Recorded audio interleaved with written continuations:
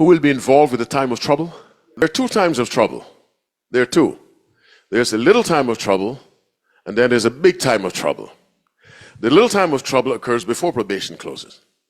When the Sunday law is passed, and we have serious decisions to make. Will I keep the Sabbath and possibly lose my life?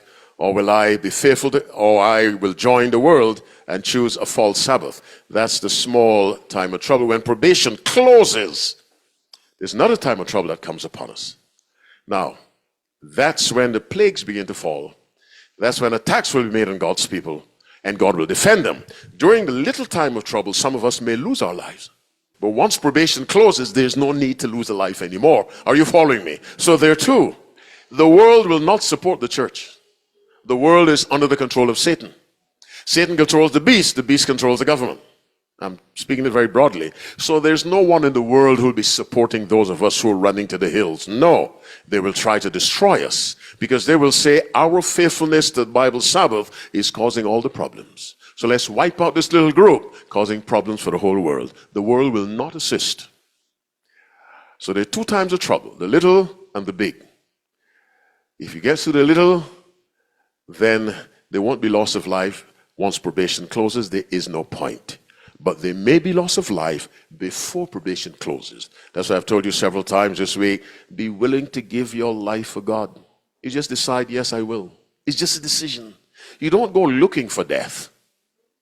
But if it comes to the point where you die for God, you say yes. But the time of trouble is coming. And Ellen White says it will be worse than we imagine.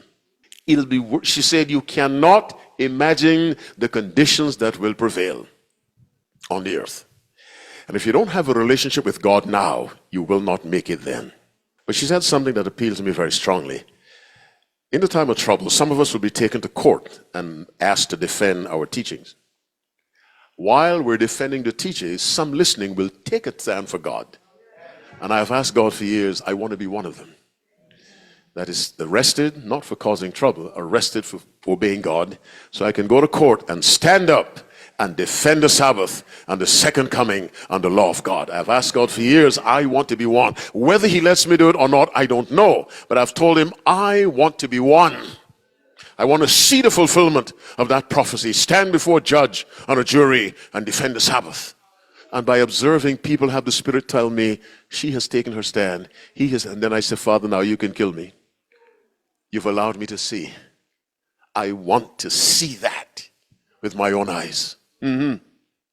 Whether he let me, I don't know, but I've been asking God for years, I want that privilege of seeing that experience with my own eyes.